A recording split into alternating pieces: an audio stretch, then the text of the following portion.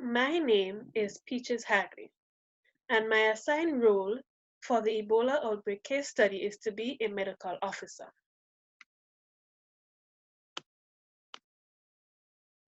Ebola is a virus acknowledged in 1976 in the Ebola River located in the Democratic Republic of Congo. It was then noticed to the south of Sudan that one person contracted Ebola, so the idea came about that it was caused by traveling. But later on, scientists noticed that it was two different traits of the virus, and soon after, five different traits of the virus was found. Ebola was also found in animals, mainly monkeys, gorillas, chimpanzees, and fruit bats. It was noted that four of the disease traits can affect humans, and only one trait affected non-primates, such as pigs. How can you be affected the transmission stage of Ebola? For example, a fruit bat who is contaminated with the disease can transmit it to a human. So the fruit bat may eat a fruit, and then an individual may eat a fruit after the fruit bat eats the fruit, unknowingly that the fruit bat was contaminated with Ebola. Also, eating wild meats such as monkeys, gorillas, and chimpanzees prepared traditionally by tribes via person to person blood, body fluids, for example, semen, urine, saliva, and sweat. For someone to contract Ebola through semen means that the person had Ebola and they overcame the Ebola, but the Ebola virus was undetected in semen. So this can be transferred to another individual.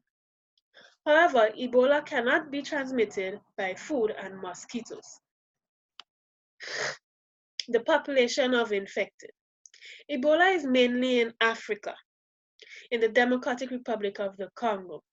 The species found there in 2008, currently in 2018, was the Zaire Ebola virus. The number of reported cases was 54, and the number of deaths were 33, and the percentage of fatal cases was 61%, retrieved from the years of Ebola virus disease outbreaks. In this pie chart, it shows the number of reported cases and the number of reported deaths being in yellow. How can you protect yourself? So it is important to avoid or prevent contact with bodily fluids and blood, such as urine, feces, saliva, sweat, vomit, breast milk, semen, and vaginal fluids. As reference drawn to the video, a little girl contracted Ebola. The mother died from Ebola and the father abandoned the little girl. So we can assume that this individual contracted Ebola via breast milk from the mother.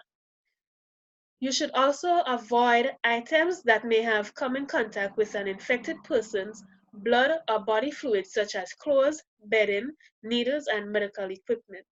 Funeral or burial rituals that require handling the body of someone who died from Ebola should not be handled by the people in the village but by a professional.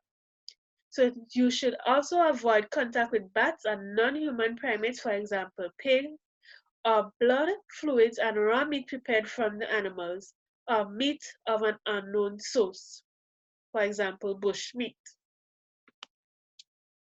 Management of Ebola.